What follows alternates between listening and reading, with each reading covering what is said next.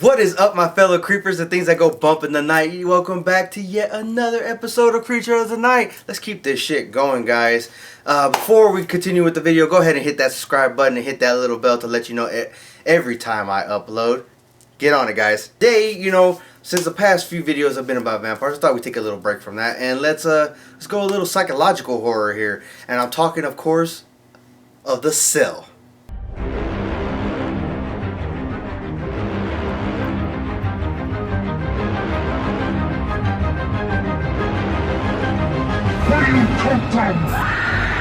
Starring J-Ho, Vince Vaughn, and Vincent. Fuck, I'm gonna butcher your last name, bro. Vincent D'Onofrio. God damn, it's the guy who plays the killer in the movie. I apologize. I'm a direct. Oh fuck, dude. I'm gonna butcher all these names. Director Tarzim Sain. Writer Mark Pro.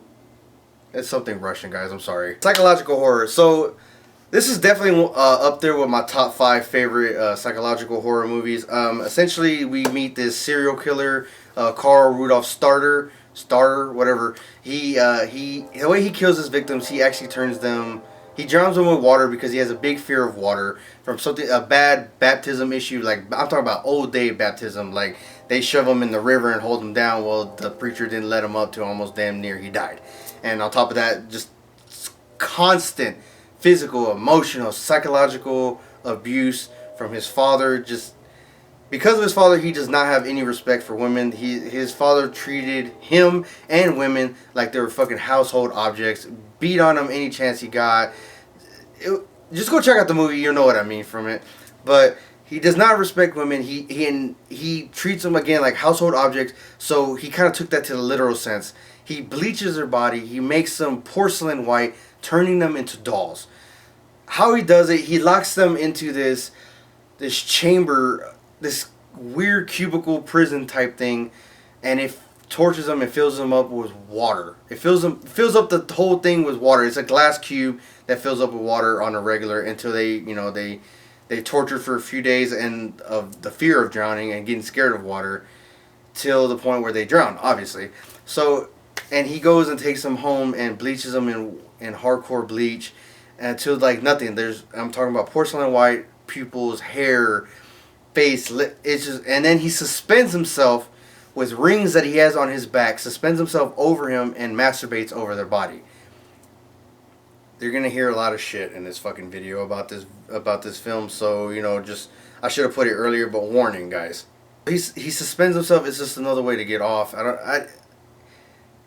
Even going into depth with him, like knowing what he did in life, what he went through in life as a child, and it's just the shit that he does is crazy. He even puts collars on them, like even when he's done with them, he disposes the body. The police find the bodies. They have these hardcore homemade design collars that he's made specifically for each individual victim.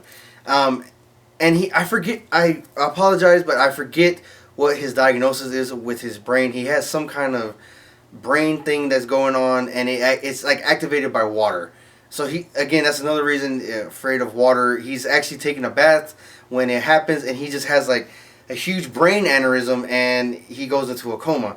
Well, he still has another hostage, and there's no way of getting information from a guy who's in a coma, obviously, and they can't find anything that's really written down. So there is an experimental thing that is going on where they're actually using it for another boy who's in a coma, and they're trying to bring him out of it. And that's where J-Lo comes in, and she's actually the person who goes into the minds of these people. And so, obviously they're going to hook him up. But his mind is a dark playground. I don't even think the devil himself would play there. Like that, it's hardcore when you see it. I know schizophrenia is in there, but it's amongst other things, so nothing's ever real. Even when Jennifer actually goes into his mind and tries to communicate with him, tries to make him understand, he sees himself as a twisted kingdom in this dark... a twisted king in this dark kingdom. He is this demonic type looking thing that is insane. First of all, I just love the way they made him look. The villain, I'm huge on villain, guys. You fucking know that. I love how they make people look crazy, or to take on demons, devils, or serial killers, or whatever how they see themselves in their mind. I'm a big fan of that. So this one took it to that extra bump level for me. How I could put it is there's a good and bad side of them. Again, like the whole thing where serial killers are their brain developed this kind of formula, or they lack this kind of fluid in their brain, whatever. But at the end of the day, we always base it down as the good and evil. Like maybe they have a good soul. Son of Sam saying that the dog told him to kill him, or I forgot what other serial killer that the TV told him to kill people. And I always thought, like they always say, oh, it was the devil talking to me or something. Well, oh no, it's psychologists. No, it's your brain does this, or it doesn't work like this way. Whatever. But in my opinion, why isn't it the devil talking to him? Why is it not? Why do they not hear the devil's voice? Like, why is that so unbelievable? What if it is? But we just kind of boil it down to this function that the brain is not working properly, or it's overworking, or whatever. So we don't really want to cope with that. And I always thought, it's just, again, my opinion. You're probably gonna ridicule me for it. I don't care. I really don't. But I always thought the serial killers with having that brain issue, the lack of or the more of whatever, I thought maybe that was like the fingerprint of the devil touching them and making them do these bad things. Not to give them a cop out, oh, it was somebody else doing them. No, it's you doing it. You decided to go do it. Rather, you lack that self-control or whatever. You went out and did it. It was you. But the people that have those diseases or that mental issues, I always said it was the devil. Like, that's the devil's blueprint. That's the devil saying, like, oh, I was here, and like I'm just disguising it with the brain issue.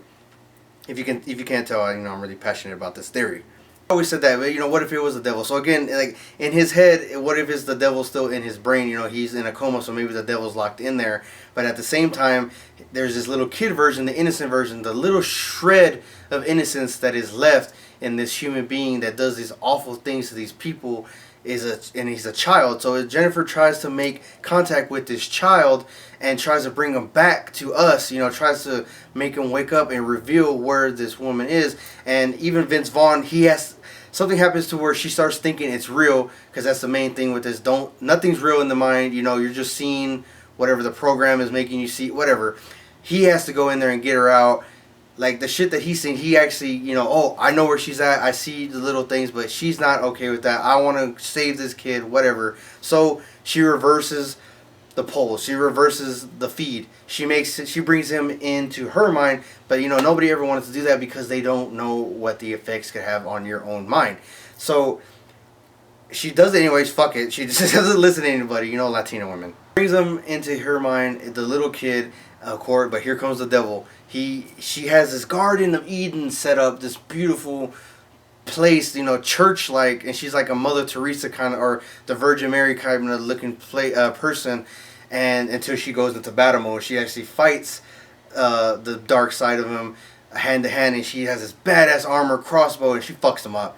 She shoots him in the foot. She crucifies him to the floor, and for the whole thing, because he has piercings on his back, these big thick rings that he suspends himself from, they're everywhere. Like on different versions of his dark side, because you do see multiple versions. You always see these rings that are connected to his body, and there's this big old one that is connected by this gigantic weight from his nipples, and she goes over there and rips it the fuck off. So yeah, and ends up killing him. But at the same time she's doing this, it's killing the boy too. Yeah, this is the devil, this is the evil side of him, but it's still him. So you're killing him, you're killing the good side too.